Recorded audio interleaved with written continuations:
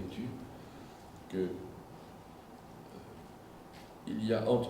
Moïse avait choisi, sur le conseil d'un de ses parents, il avait choisi 72 sages pour le guider, pour l'inspirer pour le gouvernement d'un peuple devenu trop grand. Et voilà que quelqu'un insiste au fait que dans une tente, il y a deux gaillards, Eldad et Bildad, si j'ai du bon souvenir, qui se mettent eux aussi à prophétiser. Et aussitôt, quelqu'un vient les raccuser auprès de Moïse en disant: et là, tu as désigné 72 pour t'assister, pour t'inspirer dans ta mission, et il y a deux qui n'ont pas de mandat, et ils ne sont pas prévus, ils ne sont pas dans le groupe, et ils sont en train de prophétiser. Et Moïse dit: mais ne vous en plaignez pas, je souhaiterais que l'Esprit Saint soit répandu sur tout Israël, et pas seulement sur les 72. Même chose un peu chez Jésus, quand Jésus dit qui n'est pas contre nous et pour nous. Jésus savait aussi accueillir des gens qui avaient de bonnes inspirations.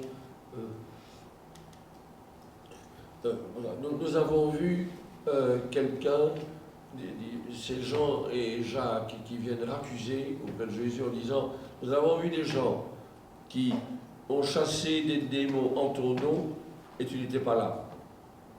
Jésus dit: mais si quelqu'un parle bien de nous et agit en mon nom, mais il ne faut pas s'en plaindre. Alors l'Esprit Saint est à l'œuvre dans, comme ça Paul le dira dans la lettre aux Romains, il est à l'œuvre dans toute la création. Paul parle des gémissements de l'Esprit Saint à travers toute la création en souffrance, mais l'Esprit Saint est aussi à l'œuvre dans d'autres religions, dans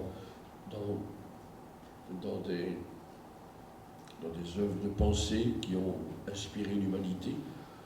De même qu'il y a, comme le disaient les pères, des séminaires verbi, des germes, des semences de la parole de Dieu qui sont présents dans d'autres religions.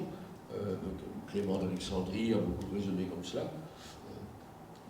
Les Grecs, les théologiens grecs très cultivés et très sensibles au fait qu'il y avait des vérités intéressantes chez Platon, il y avait des choses intéressantes chez les néoplatoniciens, chez Plotin et les disciples de Plotin. Il y avait des choses intéressantes plus tard, on dira aussi, même chez Aristote, il y avait aussi des choses très intéressantes. Des semences du verbe qui sont présentes en dehors de l'espace chrétien. Je dirais oui, heureusement que l'Esprit est à l'œuvre, pas seulement parmi nous, mais aussi dans le monde. Est-ce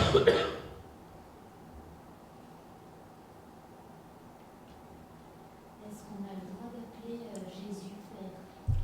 D'appeler Jésus Père. Je pense qu'il faut éviter ça, si on veut parler en langage théologique correct.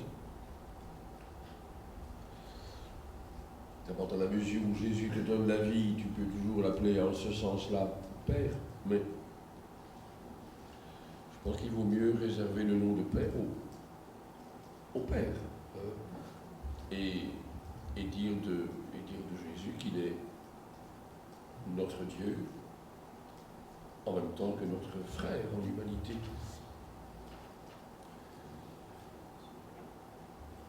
Enfin,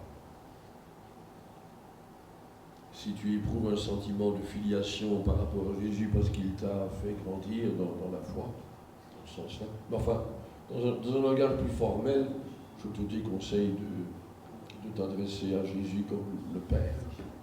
Sinon, on met tout dans tout. Concrètement, dans nos vies, comment témoigner au Saint-Esprit qu'on croit en lui?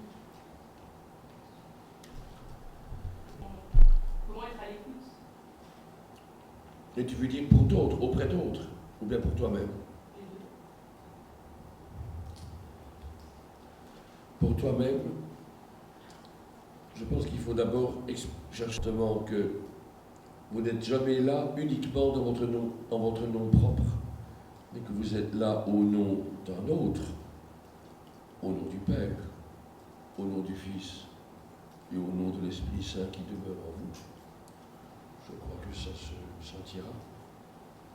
Alors il y a aussi des moments et des lieux privilégiés où on sent de manière presque palpable parfois l'action en nous de quelqu'un qui nous dépasse. Et je trouve que c'est le grand mérite de ce mouvement qu'on a appelé le renouveau dans l'Esprit Saint. C'est d'avoir rendu l'Église de ce temps sensible à nouveau, plus que dans les siècles qui avaient précédé, sensible à l'action présente, actuelle, énergique de l'Esprit Saint. On avait perdu un peu cela. Alors que dans les actes des apôtres, c'est tellement présent. Et au fond, c'est ça qui touche les gens. Ce qui touche les gens, c'est quand ils voient qu'il y a dans un groupe humain, ou dans une personne humaine, ou dans un groupe humain, il y a plus que l'humain. Il y a une autre force qui est à l'œuvre. Et qui n'est pas la force anonyme, mais la force de quelqu'un, de celui qui est Seigneur et qui donne la vie.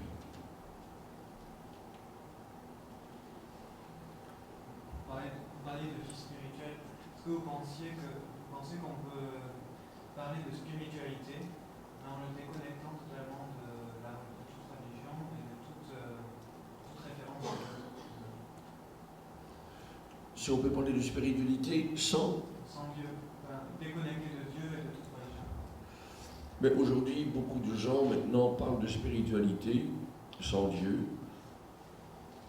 Il y a un certain nombre de laïcs, de francs-maçons,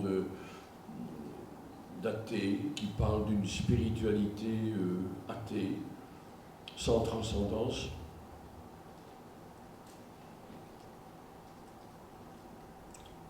C'est légitime jusqu'à un certain point, dans la mesure où on reconnaît que l'homme a en lui quelque chose de transcendant, en lui-même, pas au-dessus de soi. Je me mets dans la perspective de ces personnes, dans la perspective athée.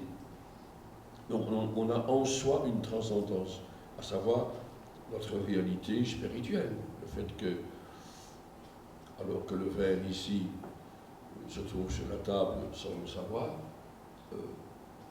moi, je sais qu'il est là. Donc je transcende ce verre, il est bêtement le verre qu'il est. Il n'a aucune distance par rapport à lui-même. Tandis que moi, je peux dire, tiens, c'est un verre en plastique, c'est un verre qui est plus ou moins rempli, qui est plus ou moins vide, enfin je peux faire un recul. Mais il y a en lui une transcendance. Nous sommes capables de penser à l'étoile Arcturus de Bouvier sans y aller, heureusement. Nous sommes capables de penser à Betelgeuse, ou à Aldébaran, ou à Vega, de la lire, rien que par la pensée. On se catapulte à des centaines, à des milliers d'années-lumière. Les étoiles ne font pas ça. Donc il y a en nous une transcendance. Alors, la transcendance de notre être spirituel par rapport à ce qui serait purement matériel. Dans ce sens-là, on peut cultiver une spiritualité, on peut cultiver la raison qui nous ouvre sur de l'universel. Les animaux ont des connaissances, ils ont un certain bagage de connaissances, mais jamais préoccupés de l'universel. Une abeille sait reconnaître les fleurs qui conviennent pour butiner, mais elle ne fait jamais de botanique pour autant. Elle ne développe pas une science générale, universelle des fleurs et des plantes. Donc, dans la mesure où nous sommes spirituels, on peut avoir une spiritualité de cette sorte-là. Mais voilà, c'est une spiritualité qui ne nous ouvre qu'à nous-mêmes, qu'à une dimension de nous-mêmes, où il manque, je trouve, l'altérité. Bon, c'est un peu nietzschéen, comme Nietzsche, comme le surhomme nietzschéen qui s'extasie devant les profondeurs de sa propre spiritualité. Il n'y a pas de transcendance, il s'extasie devant sa propre créativité. Ou bien vous avez des spiritualités qui un peu teintées d'Orient et qui ouvrent sur une transcendance, mais surtout pas une transcendance personnelle, une transcendance anonyme, impersonnelle. Oui, ça a parfois certains fruits, avec une énorme lacune quand même, c'est qu'on se tourne vers une réalité qui nous dépasse, mais qu'en fait nous dépassons. Parce que cette réalité qui nous dépasse étant de type anonyme, elle ne sait pas qu'elle est une réalité spirituelle. J'aime beaucoup notre prix Nobel Christian de Duve, mais quand il dit que le dernier mot de toute